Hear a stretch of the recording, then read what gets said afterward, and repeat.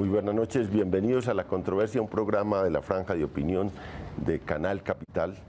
Y hoy tenemos un tema que ha surgido en la opinión pública a raíz de unos estudios que se han hecho tanto un grupo de universidades encabezadas por la Universidad Nacional, que hizo un estudio sobre la restitución de tierras y sobre el desarrollo de la ley de restitución de tierras, diciendo que al paso que iba la restitución, que se estaba dando ese proceso, íbamos para no solo cientos de años de ese proceso, sino a un fracaso directo.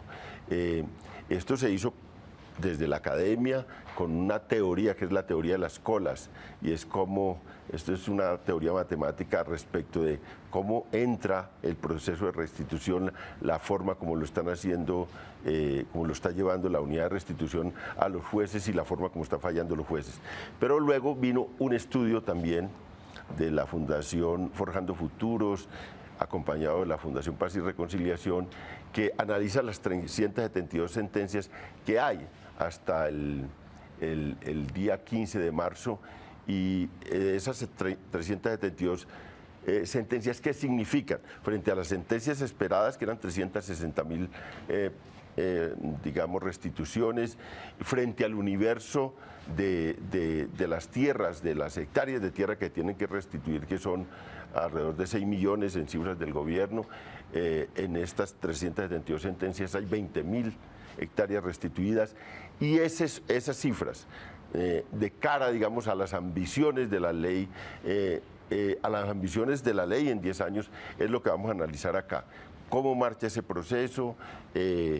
Si estas cosas que hacen estas instituciones académicas tienen alguna explicación, tienen alguna certeza, pero sí, pues tenemos en este momento un momento crítico de esa ley que ha sido tan importante, que fue anunciada como una gran ley de la República, como lo decía en palabras Santos, como lo que haría valer la pena la presidencia del presidente Santos, los 4 años de gobierno de Santos, el que se aplicara esta ley. Entonces vamos a empezar. Tenemos unos invitados conocedores del tema, al senador Jorge Enrique Robledo, que ha librado una batalla y ha hecho oposición y ha puesto muchas veces en debate ese tema en el Congreso. Gracias, senador, por acompañarnos. Gracias, León, por su invitación, y un saludo a sus televidentes y a los colegas aquí de la mesa también, mis saludos. Está Guillermo Rivera, representante de la Cámara por el Putumayo, también, y sobre todo él fue gestor de esta ley. Estuvo mucho tiempo tras la ley de víctimas de restitución de tierras, logró sacarla adelante pues con el apoyo del Partido Liberal, el apoyo del Congreso, también con muchos apoyos desde la sociedad civil, y ha sido claro, siente en el alma esa ley que él ayudó a formular y que, bueno, ahora tiene que participar en su evaluación. Muchas gracias, Guillermo, por acompañarnos. Buenas noches, León, a los televidentes también y a los compañeros de panel. Y está el jefe o líder de Forjando Futuros, que nos viene a acompañar para también mirar esta ley desde la óptica de Forjando Futuros. Gerardo Vega, muchas gracias por acompañarnos. León, muchas gracias a todos los compañeros de panel. Sí, hemos estado estos 2 años haciendo seguimiento a la ley en cifras concretas de la restitución de tierras. Y Juan Manuel Ospina, que fue director del INCODER durante 2 años. Mal contado, sí. Mal contado. Y también, pues claro, es conocedor. Él además el INCODER tiene también una facultad de restituir tierras. Por vía administrativa. Por vía administrativa, que es una de las alternativas que hay de restitución de tierras, conoce el proceso. Muchas gracias, Juan Manuel, por acompañarnos. No, gracias, León, por la invitación. Un muy cordial saludo a todos los que nos escuchan y a estos amigos tan distinguidos. Vamos a tener un buen debate hoy. Bueno, Guillermo, yo creo que debemos empezar con usted, que fue gestor de esa ley, que le duele esa ley y que la está viendo desarrollarse, que participa, digamos, de la coalición de gobierno, que es parte de la coalición de gobierno. ¿Usted cómo ve la marcha de esa ley? ¿Hay fundamento en las críticas que se están haciendo? Por supuesto, yo pienso que las críticas son fundadas. Creo que el estudio que hizo Forjando Futuros es un estudio de campo, es un estudio que lo han desarrollado personas que conocen lo que ha ocurrido con el despojo antes de la ley, que ayudaron a formular la ley, que conocen el espíritu de la ley, y esas críticas justamente apuntan a que la reglamentación de la ley y buena parte de la ejecución de la misma no está consultando el espíritu con el que esa ley fue aprobada. Hay aspectos, por ejemplo, como la inversión de la carga de la prueba, que fueron, yo diría, coartados en la reglamentación de la ley. Hay cosas que se inventó la unidad de restitución de tierras, como la microfocalización. Esa microfocalización, si ustedes leen la ley, no está escrita en ninguna parte. Y la microfocalización es lo que ha hecho más lento el proceso de restitución de tierras. Ahora, también hay que aceptar que la ley necesita ajustes. Yo, por ejemplo, hoy estoy convencido de que hay que crear unas excepciones para que la ley permita la restitución administrativa sin ir a la instancia judicial. Cuando discutimos la ley en la época de Uribe, considerábamos que era indefectible consagrar un procedimiento judicial. En esa época estábamos pensando que Uribe iría a un tercer periodo y que no había ningún tipo de confianza en la autoridad administrativa para desarrollar de manera cabal un proceso de restitución de tierras. Pero hoy, con lo que ha ocurrido, hay que reconocer que en aquellos casos en que no se presente oposición, como han sido muchísimos, pues no se requiere una instancia judicial, simplemente un procedimiento administrativo mucho más ágil debería garantizarle a los despojados la restitución de su tierra. Gerardo, vamos para empezar este debate, ponga las cifras y las conclusiones a que llegó muy rápidamente Forjando Futuros. El estimado que tuvo el gobierno y que presentó el gobierno siempre, 360.000 casos, se hablaba de eso aproximadamente. Han recibido 54.000 solicitudes. De esas, el 70% están represadas en la unidad porque no hay microfocalización o concepto favorable de las fuerzas militares, a ver dónde se adelanta. Y de esas 54.000 han fallado los jueces el 1.7. Estamos hablando de 6.500.000 y se han fallado 20.000 hectáreas. Y de esas 20.000, el 40% les quedó mal. Les quedó mal porque le entregaron 8.400 hectáreas a una sola familia que no era objeto de adjudicación de tierras porque ya tienen propiedades en Puerto Gaitán Meta. Entonces yo creo que las cifras pues son desalentadoras. Solamente ha llegado el 15% de las víctimas al sistema. Las cifras son realmente... Aquí hay una buena ley muy mal implementada, diría yo. Senador, usted desde el principio pues, fue crítico de la misma ley y ahora debe estar un poco sacando pecho que le dieron razón en que eso no marchó, pero es importante su opinión porque fue un crítico desde el principio de la ley. Mucha gente, como me encuentro yo, no fui crítico de la ley, me pareció que era una buena ley, pero ahora soy crítico de la implementación. Sí, mire, sobre eso digamos esto.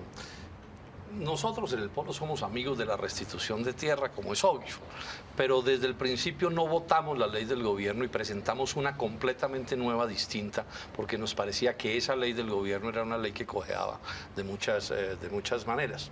Después, cuando llega la reglamentación de esa ley coja, yo hice un debate en el Senado de la República y advertí que eso iba a ser un fracaso rotundo, porque toda la reglamentación se diseñó para entrabar cualquier cosa acertada que pudiera tener esa ley. Yo lo dije con toda claridad. Desinvirtieron la inversión de la carga de la prueba, que era un elemento fundamental de eso. Ese fue un debate que yo hice en enero del 2012, advirtiendo esto va a ser un fracaso. Y el ministro Juan Camilo Restrepo tuvo la frescura de decir, no, senadores, que aquí no hay metas, cualquier número de hectáreas y de restituciones que se haga está muy bien. Bueno, y ahí estamos, no han llegado a 1000 restituciones, 824 llevan pues además cojeando aquí, como ya se mencionó. Entonces realmente no puede ser peor el fracaso de esta política, y hay que señalar una cosa que hace muy grave este fracaso que estamos viviendo, es que eran 160.000 restituciones que tenían que hacer al 7 de agosto, ¿sí? Y llevan 800, pero el 7 de agosto aparecen otras 200.000 restituciones que hay que hacer en los otros 4 años siguientes, pero con un agravante: esa ley caduca a plazo fijo, y el día en que esa ley caduque a plazo fijo, todas las ilegalidades en tierra van a quedar santificadas. O sea, el proceso va a desaparecer. Ese es el punto crucial. Entonces aquí lo que vamos a tener no es una ley de restitución de tierras adquiridas ilegalmente por ciertas personas o por el que sea, sino que al final lo que va a terminar sucediendo es una ley para legalizar todas las ilegalidades de estos años. O sea, que estamos hablando de una cosa especialmente grave y un fracaso por completo rotundo del gobierno, que además, también digamos, yo lo expliqué en el debate, duró un año falsificando las cifras. Yo probé cómo desde la Casa de Nariño, el propio presidente de la República, duró un año entero faltándole a la verdad a los colombianos y dando cifras de restitución que nunca habían ocurrido en ese momento y que todavía no han ocurrido. Alcanzaban a hablar de 100.000 restituciones por 800.000 hectáreas y hoy apenas llevan 800 restituciones por 20.000 hectáreas. Juan Manuel, usted vivió pues todo ese proceso de discusión y aprobación de la ley y yo tenía mucho optimismo que eso se fuera por buen camino. ¿A qué obedece estas limitaciones de la ley? Si es que usted considera que tiene ahora muchas, va muy lento, si es que considera que realmente hay unos cuellos de botella muy graves. A ver, León, yo creo que decir que no hay un problema muy grave con la ley sería uno pues como pretender negar una realidad contundente, ¿cierto? O sea que desde ese punto de vista yo creo que todos tenemos un punto de arranque común. A ver, en ese tiempo en el INCODER nosotros mirábamos 4 puntos fundamentales y tengo que decir que no se pudieron dar y de alguna vez eso desató ya la crisis final y mi salida del instituto. Primero, desde el comienzo dijimos, el INCODER tiene la capacidad de adelantar una tarea de adecuación y de clarificación de baldíos importante. Todo lo que se conoció como el plan de choque fue un empuje grande en el sentido que no era restitución en el sentido pleno del término, pero que sí permitía un avance para ir definiendo claramente quién era el dueño de la tierra y poder hacer ahí, digamos, recuperaciones para esas personas. Eso implicaba darle unos recursos, implicaba darle un apoyo al INCODER y entender que no se podía jugar todas las cartas al proceso jurídico de la restitución, que había vías administrativas que estaban vigentes, que tenía la facultad del INCODER para hacerlo. Desafortunadamente, esto no se le dio toda la importancia que se le podía dar y que nos estaría presentando unas cifras distintas, ¿sí?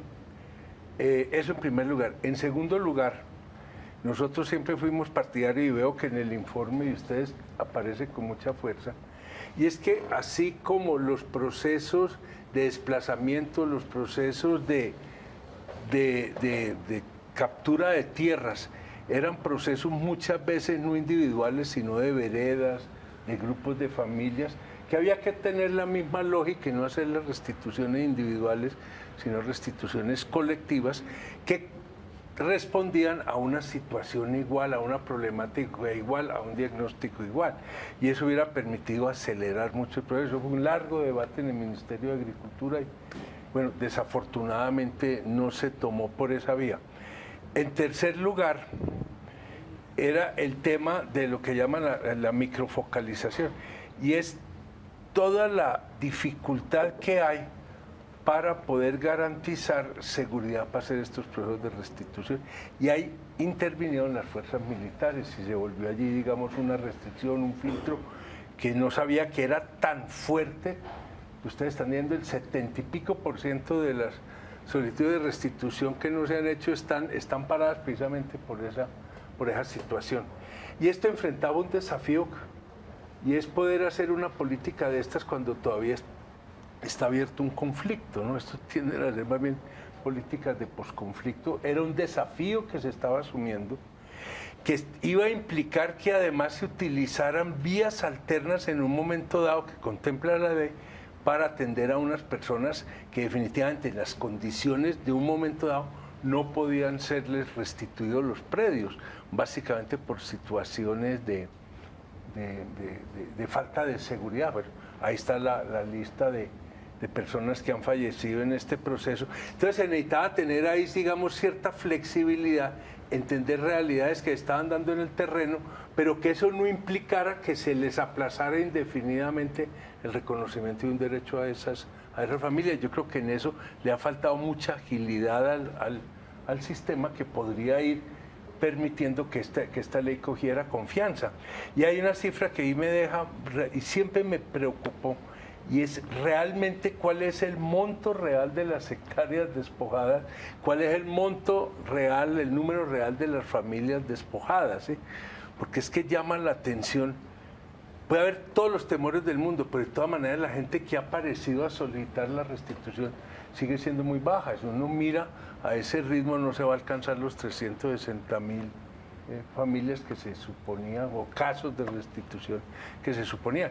Y eso fue una cosa que yo inclusive tuve la oportunidad de plantearlo al presidente, porque no miramos bien estas cifras. Y esto tuvo una cosa fatal, que fue la que creo que mató todo, y fue que se pensó que esto era muy fácil, y se hizo, pues de ahí el senador Robledo estuvo muy presente, se empezó a presentar que esto iba a ser como soplando, haciendo botella, iba a ser 50.000 hectáreas ahora, 100.000 hectáreas, y resulta que el tema es bastante más complejo, las cifras se sobreestimaron, se pusieron unas metas que eran prácticamente de imposible cumplimiento, y eso afectó enormemente. Pero obviamente las cifras actuales, bajo ningún punto de vista uno puede decir pues que se sobreestimaron las iniciales, no, es que las actuales son realmente muy preocupantes.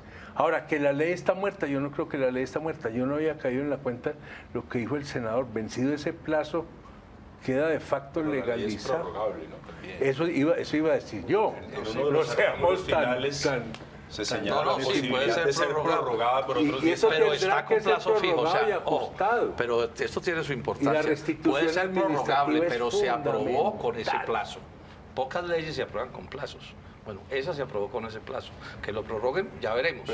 Pero se aprobó con ese plazo. Pero para que se apruebe necesita estar mostrando resultados. Pero recuerde que las leyes de orden público tienen vigencia de 4 años y cada 4 años se están prorrogando. Es decir, las venimos prorrogando desde 1996. A señalar el hecho que si esa ley, si eso sigue así, podría darse una enorme legalización de crímenes por la vía de esa ley. Sería la... Pero hay un... León, yo creo que hay que mirar, yo creo que este es el año definitivo de esa ley. Creo que el gobierno tiene que compensar con tierra o en dinero a la gente que ya no va a retornar esas tierras. Y repetir contra los despojadores, no para que legalicen el despojo, es repetir contra ellos y crear un fondo de tierras, pero sacar a la víctima de la mitad del conflicto. La unidad perfectamente podría ir hasta la resolución que dicta que esa tierra ha sido despojada. Y si esa víctima no desea retornar, no puede retornar, o no hay condiciones de seguridad para que retorne, le compensa con tierra en otra parte o en dinero. Y el gobierno solo, a través de esa unidad, persigue ante los jueces esa tierra para meterlo a un fondo. Completamente de acuerdo. Yo quería añadir algo que me parece interesante frente a lo que Juan Manuel expresa. En la comisión primera de la Cámara, el representante Miguel Gómez presentó una proposición señalando que la restitución solamente se debería hacer solo si había condiciones de seguridad. Y esa proposición fue derrotada, negada. Y en la reglamentación, sin decirlo de manera explícita, yo diría de manera implícita, con la famosa figura de la microfocalización, se está haciendo exactamente lo mismo.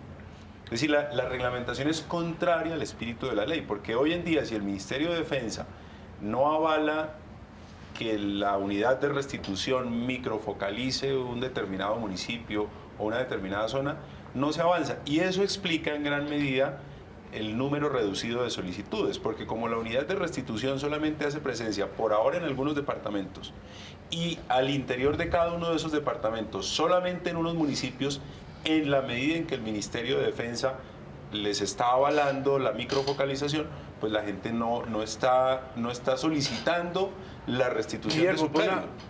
A ver, yo creo que aquí hay un punto que es fundamental, y me parece que Gerardo lo puso muy claramente, y es que usted no puede poner a personas que vivieron esas situaciones de despojo, de persecución, de muerte, que sean también la punta de lanza de la restitución. Hay casos donde se Para puede. eso era la unidad. Pero hay niveles de... Para para relevar a la víctima. Eso no se está haciendo. Ese punto yo creo que es absolutamente fundamental. La ley lo contempla y no puede ser disculpa que es que no están dadas las condiciones de seguridad en un sitio X, Y o Z para que se proceda a la restitución. Vamos a hacer mí me parece que ese punto es hacemos fundamental. una pausa y volvemos con este debate sobre la ley de restitución de tierras o ley de víctimas y restitución de tierras.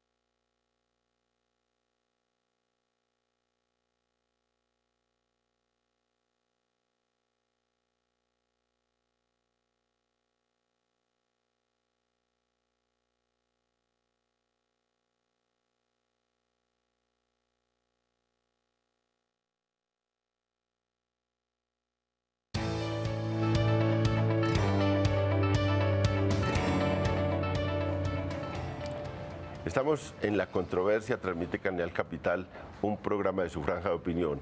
Para ponerle picante a este debate vamos a ver una nota que hicimos para darle un contexto también a esto y volver a este debate con los 4 panelistas tan importantes que tenemos hoy.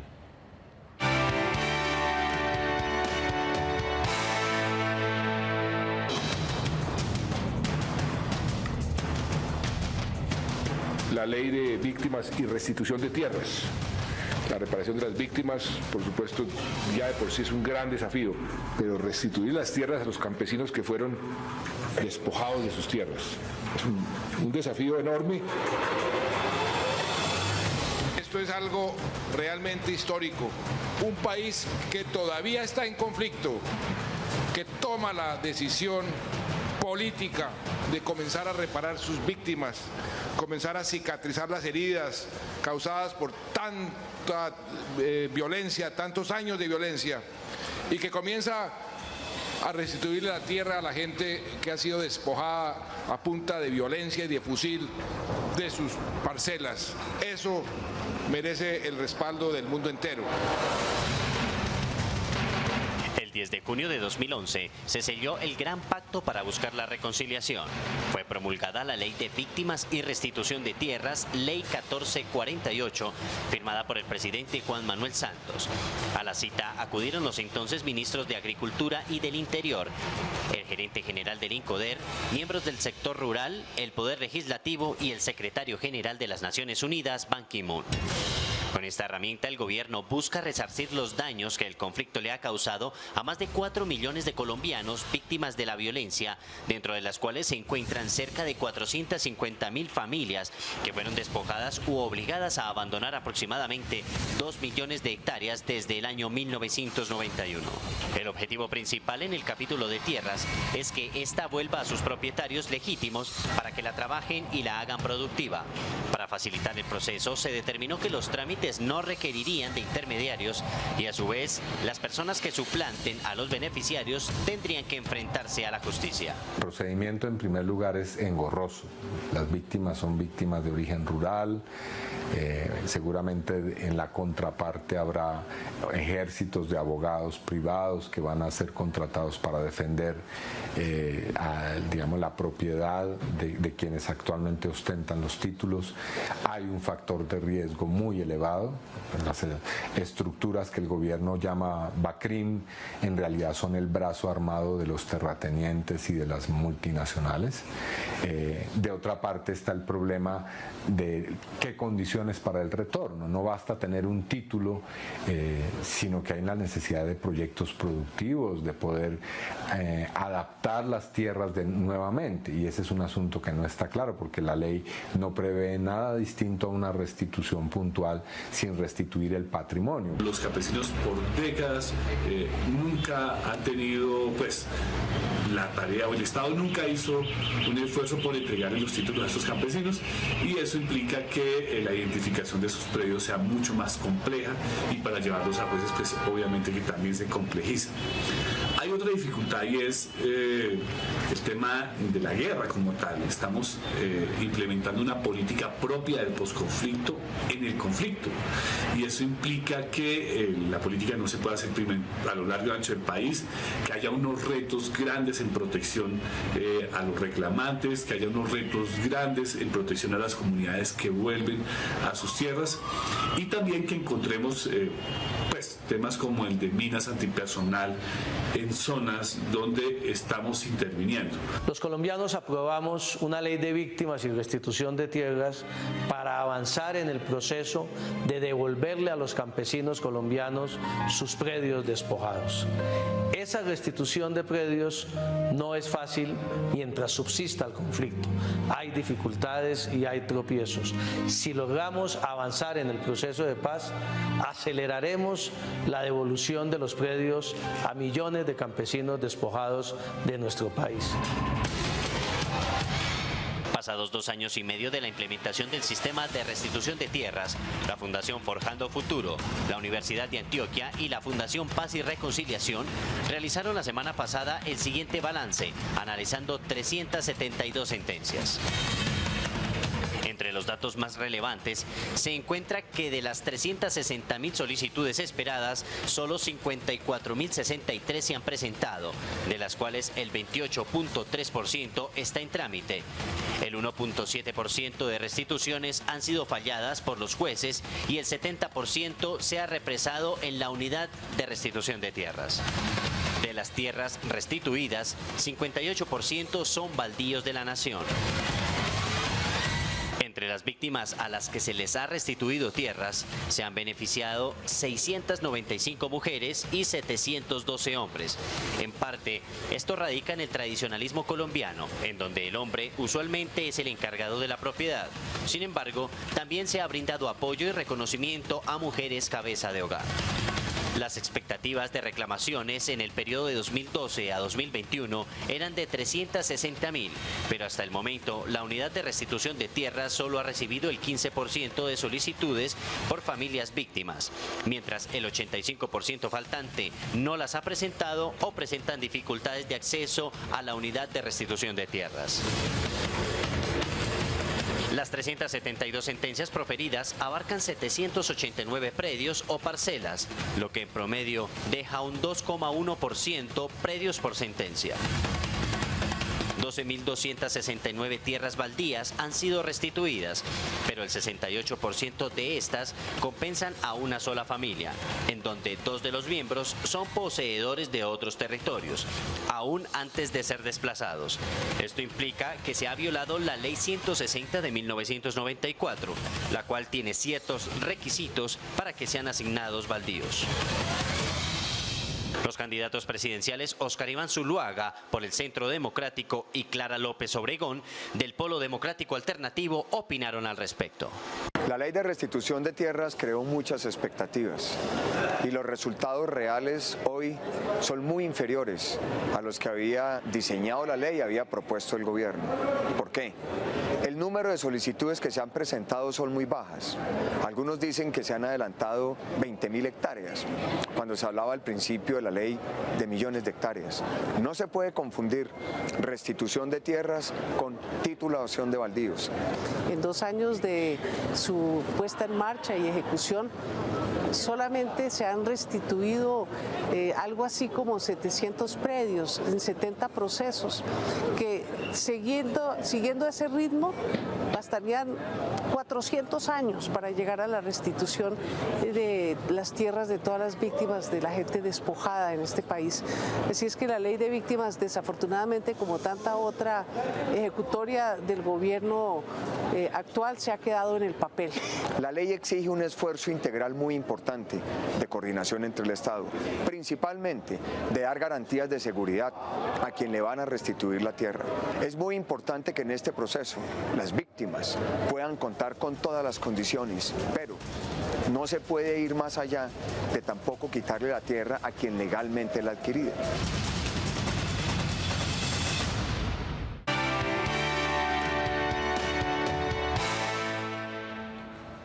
Estamos en La Controversia, transmite Canal Capital un programa de su franja de opinión y hoy la discusión es sobre la ley de restitución de tierras, haciendo un alto y ojalá un llamado al gobierno para que tome muy en serio lo que se está debatiendo.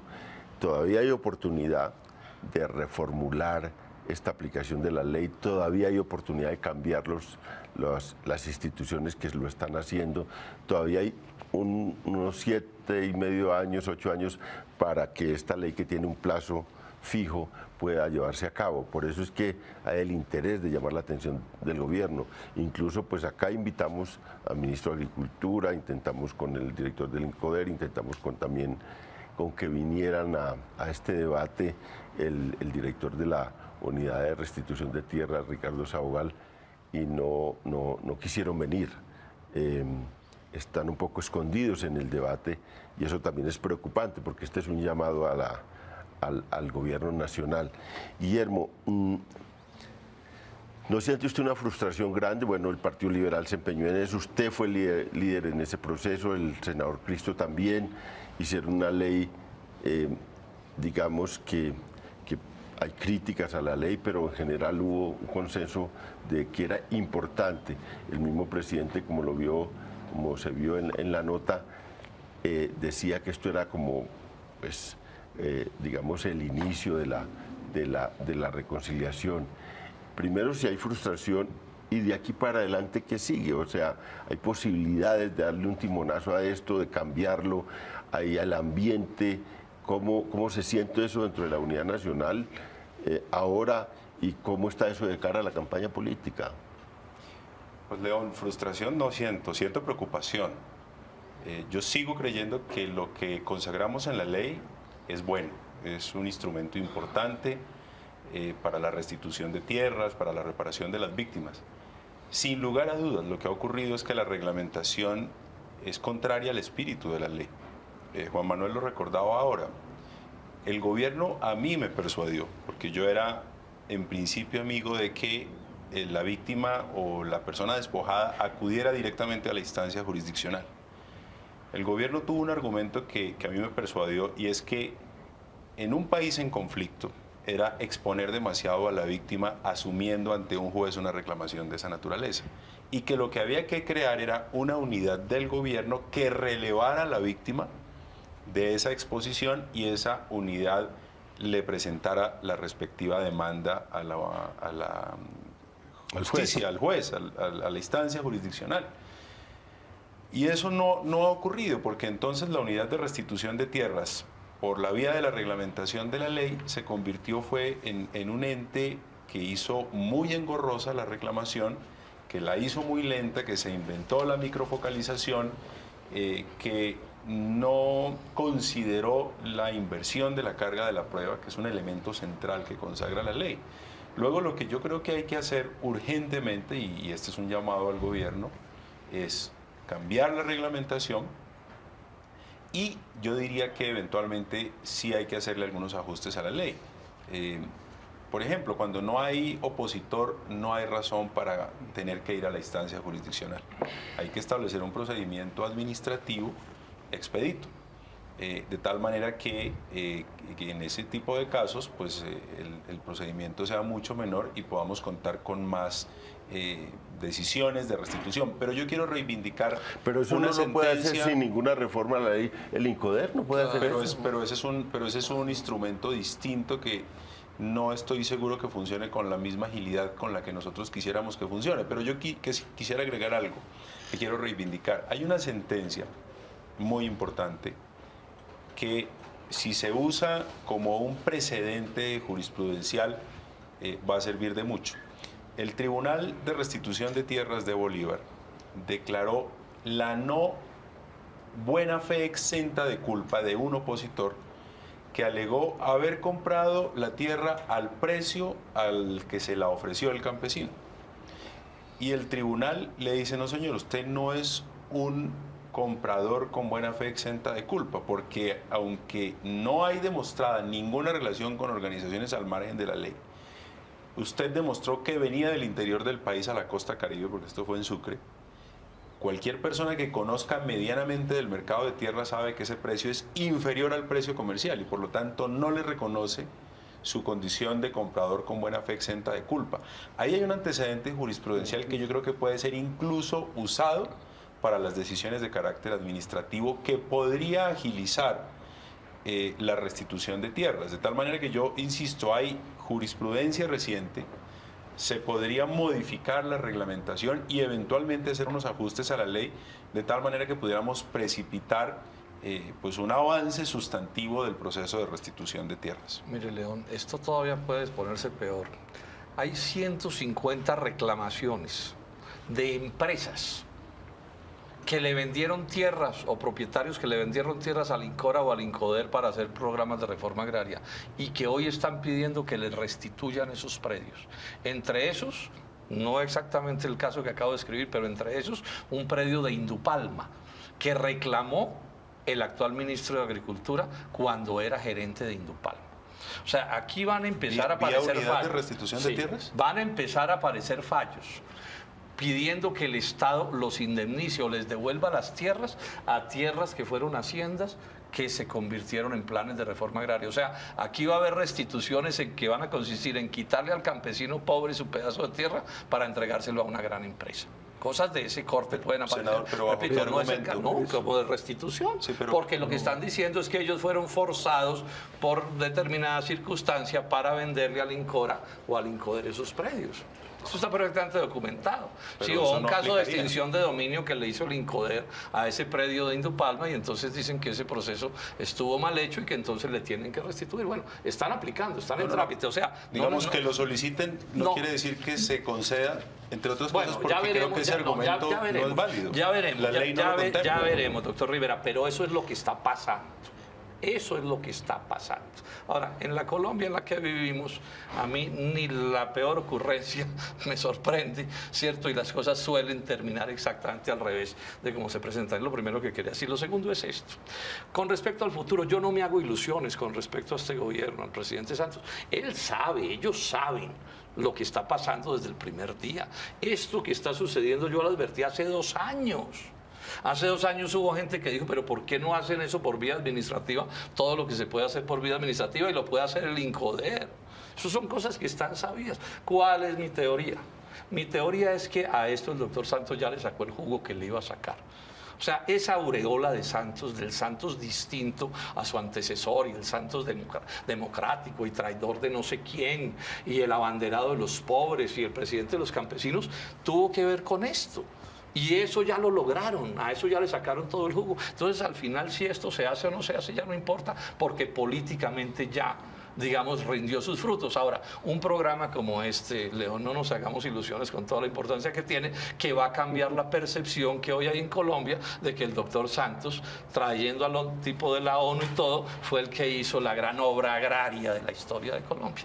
Esta es un poco la historia de las leyes agrarias. No hay ley agraria en la historia de este país desde hace casi que siglos que no se haya cacareado hasta la fatiga para decir que ahora sí llegó el cambio del agro colombiano y que vino el progreso y la salvación de este país, y todas terminan en la misma frustración. Esa es la historia, pero en cambio, cosas como la de la altillanura, estemos seguros que ese problema sí lo va a terminar resolviendo de alguna manera el doctor Risaralde o alguien que pongan a jugar ese papel, porque la política oficial de Santos no es la política de ayudarle a los campesinos y de favorecer a los pobres y a los débiles. Eso no es cierto. La política central agraria del gobierno de Colombia son, de un lado, los TLCs, o sea, inundar a Colombia de comida extranjera, y de otro, que lo que sobreviva en Colombia sean las hipermega haciendas de las 50.000 y las 100.000 hectáreas, ojalá en manos del capital extranjero. Entonces, esto, a mi juicio, no pasa de ser una cortina de humo que ya cumplió con ese papel para embellecer un gobierno que realmente nunca estaba a favor de esto.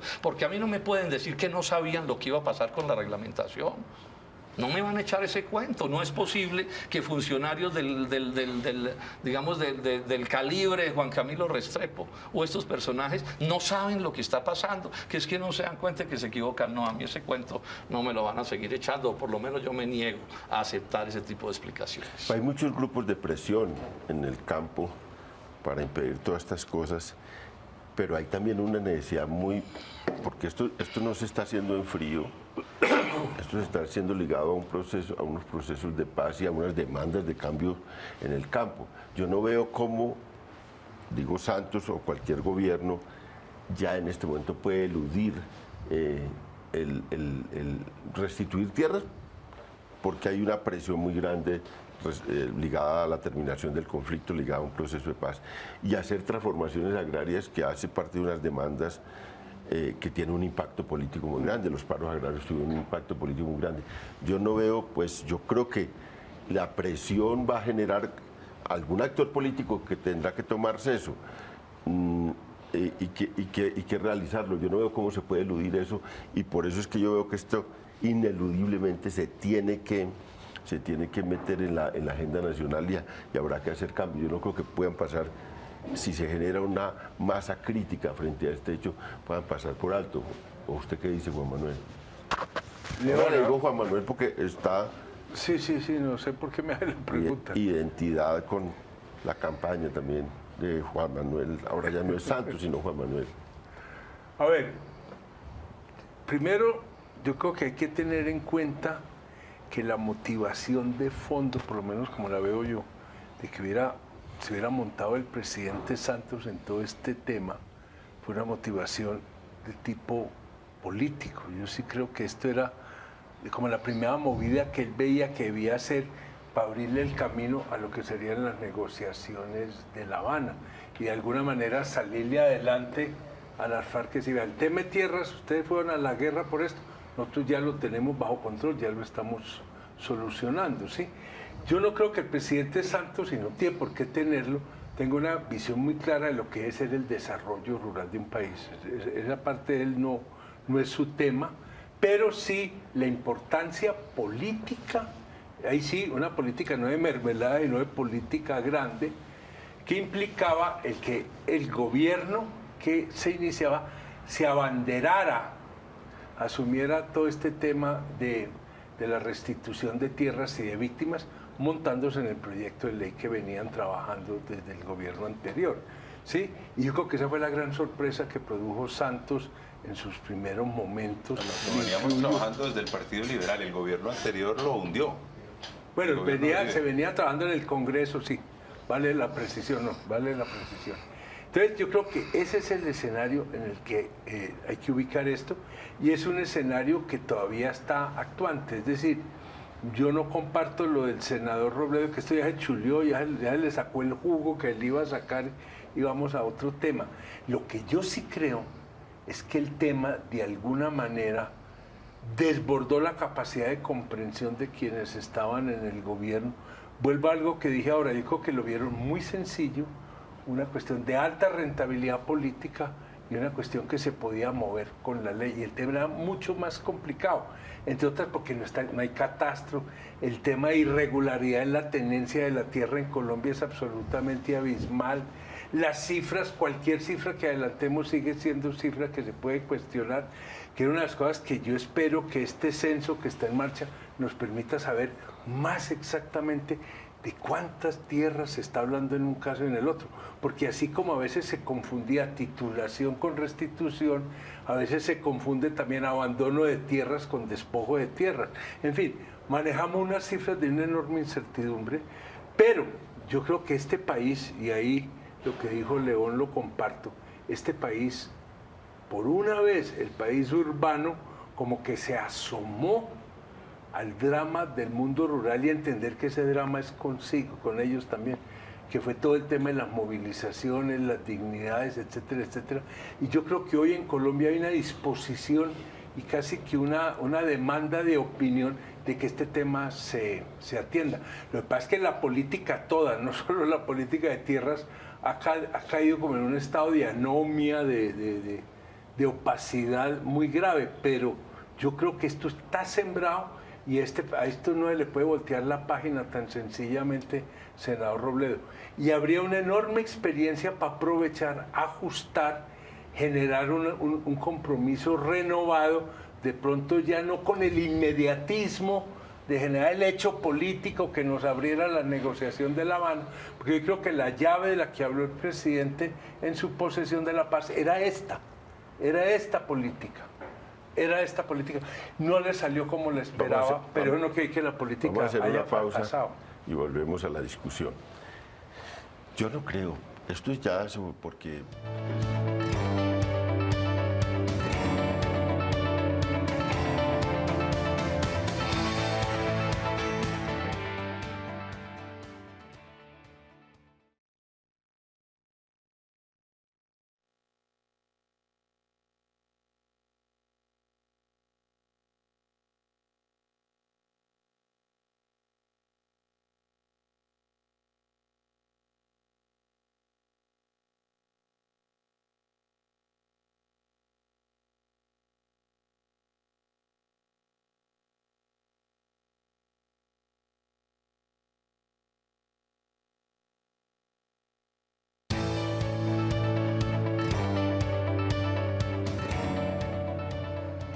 Estamos en La Controversia, transmite Canal Capital, un programa de su franja de opinión, La Controversia.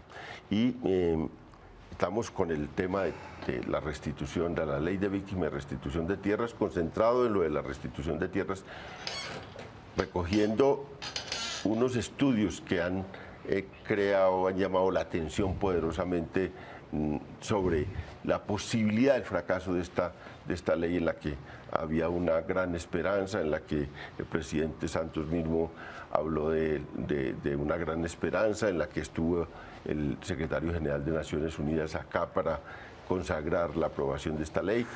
Muchos tuvimos la ilusión de que esto se iba para adelante. Hoy tenemos que hacer un alto y decir, esto va mal, hay que corregirlo.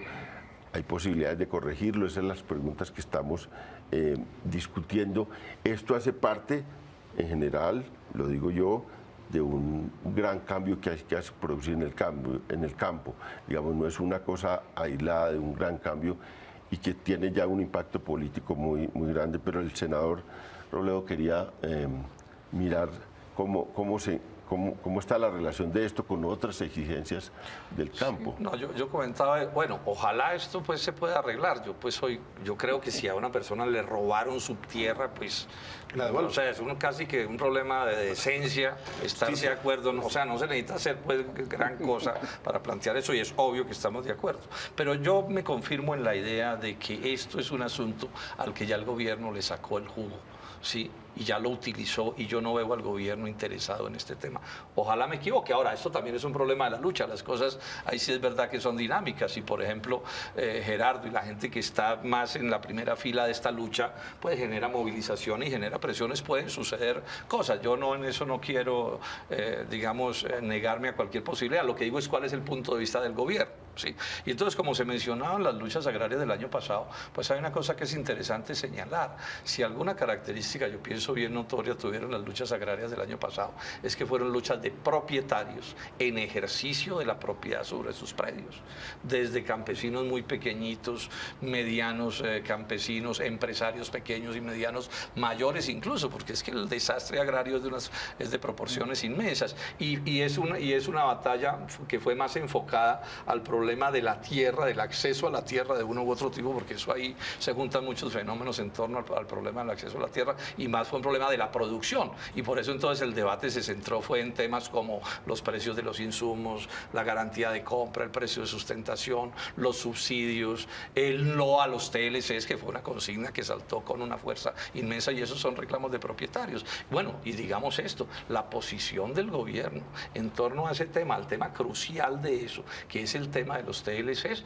ha sido de una negativa absoluta, cero. No solo eso, sino que llevó al país hacia la Alianza del Pacífico, que resulta ser tan contraria a lo que se necesita, que ni la SAC, que de alguna manera había respaldado los otros TLCs, pudo respaldar porque este ya fue un sapo, pues, de un tamaño que no había quien se lo tragara. Entonces yo soy muy pesimista. La política agraria de Santos no es una política de signo democrática. Es más, está dicho hasta la saciedad, y por eso pusieron a Lizarralde. El campesino en la política agraria de Santos, yéndole bien, debe ser un siervo de una empresa como Indupalma o de Cargill o de cualquiera de ese tipo de asuntos. O sea, aquí la idea del campesino como señor y dueño de su parcela, respaldado por el Estado, protegido, etcétera, etcétera, es una idea que Santos tiene metida debajo del último sótano, pues, del gobierno nacional. Gerardo, yo fui testigo porque por muchos diálogos que tuvimos usted y yo, de que usted era muy moderado y era muy optimista en que esto salía adelante, y muy moderado en sus críticas a lo que era la ley de restitución, lo que se estaba aplicando. Veo que eso dio un viraje ya en esta evaluación que hace Forjando Futuros, con el acompañamiento de otras organizaciones.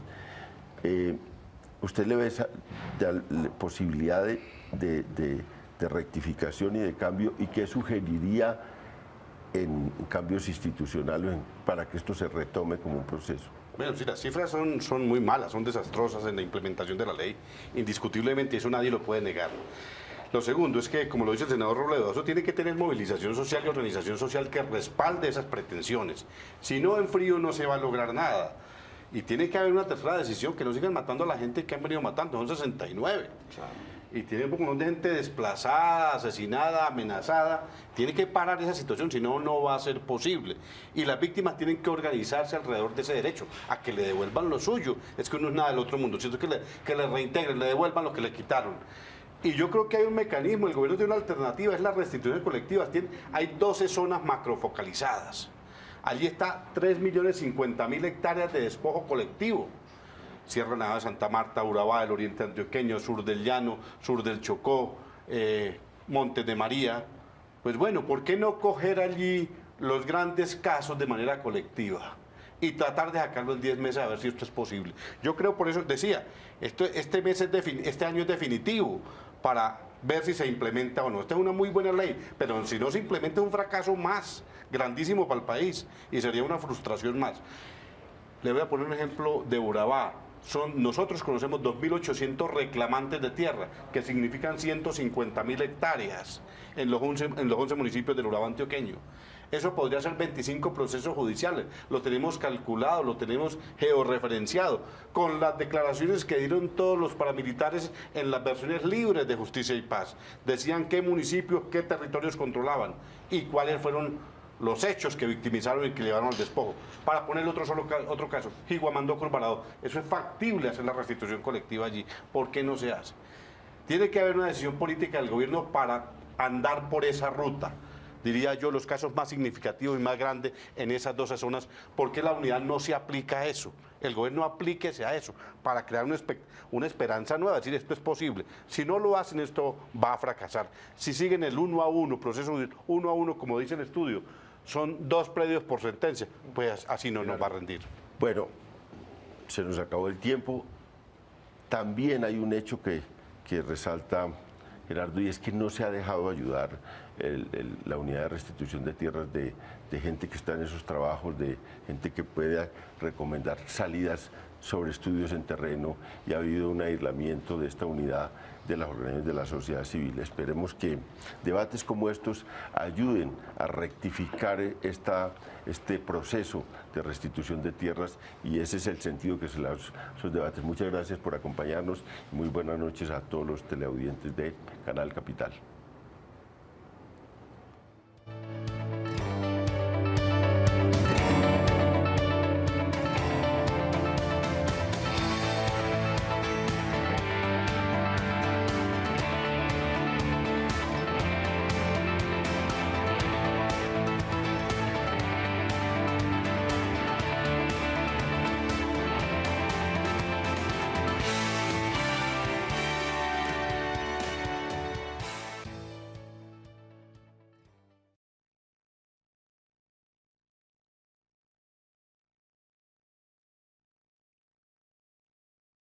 Ambiciones de la ley, a las ambiciones de la ley en 10 años es lo que vamos a analizar acá.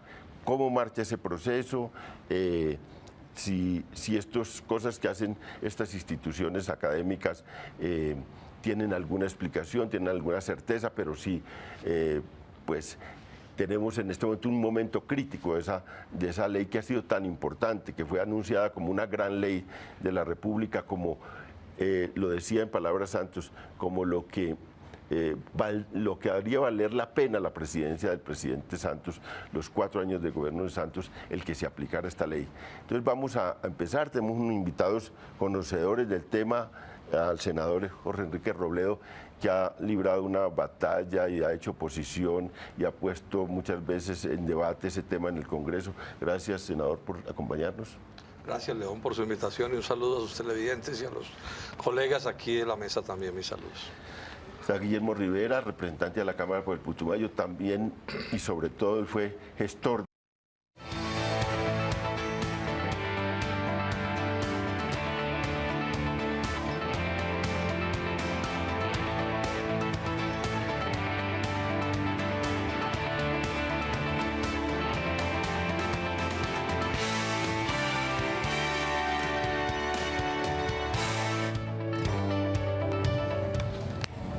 Muy buenas noches, bienvenidos a La Controversia, un programa de la Franja de Opinión de Canal Capital. Y hoy tenemos un tema que ha surgido en la opinión pública a raíz de unos estudios que se han hecho tanto un grupo de universidades encabezadas por la Universidad Nacional, que hizo un estudio sobre la restitución de tierras y sobre el desarrollo de la ley de restitución de tierras, diciendo que al paso que iba la restitución, que se estaba dando ese proceso, íbamos para no solo cientos de años de ese proceso, sino a un fracaso directo. Esto se hizo desde la academia con una teoría que es la teoría de las colas, y esto es una teoría matemática respecto de cómo entra el proceso de restitución, la forma como lo están haciendo, como lo está llevando la unidad de restitución a los jueces y la forma como están fallando los jueces. Pero luego vino un estudio también de la Fundación Forjando Futuros, acompañado de la Fundación Paz y Reconciliación, que analiza las 372 sentencias que hay hasta el día 15 de marzo, y esas 372 sentencias, ¿qué significan? Frente a las sentencias esperadas, que eran 360.000, digamos, restituciones, frente al universo de las tierras, de las hectáreas de tierra que tienen que restituir, que son alrededor de 6 millones en cifras del gobierno. En estas 372 sentencias hay 20.000 hectáreas restituidas, y esas cifras de cara, digamos, a las... Mal contados, sí. Mal contados. Y también, pues claro, es conocedor. Él además el INCODER tiene también una facultad de restituir tierras. Por vía administrativa. Por vía administrativa, que es una de las alternativas que hay de restitución de tierras, conoce el proceso. Muchas gracias, Juan Manuel, por acompañarnos. No, gracias, León, por la invitación. Muy cordial saludo a todos los que nos escuchan y a estos amigos tan distinguidos. Vamos a tener un buen debate hoy. Bueno, Guillermo, yo creo que debemos empezar con usted, que fue gestor de esa ley, que le duele esa ley y que la está viendo desarrollarse, que participa, digamos, de la coalición de gobierno, que es parte de la coalición de gobierno. ¿Usted cómo ve la marcha de esa ley? ¿Hay fundamento en las críticas que se están haciendo? Por supuesto, yo pienso que las críticas son fundadas. Creo que el estudio que hizo Forjando Futuros es un estudio de campo, es un estudio que lo han desarrollado personas. Esta ley estuvo mucho tiempo tras la ley de víctimas de restitución de tierras, logró sacarla adelante pues con el apoyo del Partido Liberal, el apoyo del Congreso, también con muchos apoyos desde la sociedad civil, y ha sido claro, siente en el alma esa ley que la ayudó a formular y que bueno, ahora tiene que participar en su evaluación. Muchas gracias, Guillermo, por acompañarnos. Buenas noches, León, a los televidentes también y a los compañeros de panel. Y está el jefe o líder de Forjando Futuros, que nos viene a acompañar para también mirar esta ley desde la óptica de Forjando Futuros. Gerardo Vega, muchas gracias por acompañarnos. León, muchas gracias a todos los compañeros de panel. Sí, hemos estado estos 2 años haciendo seguimiento a la ley en cifras concretas de la restitución de tierras. Y Juan Manuel Ospina, que fue director del INCODER durante 2 años.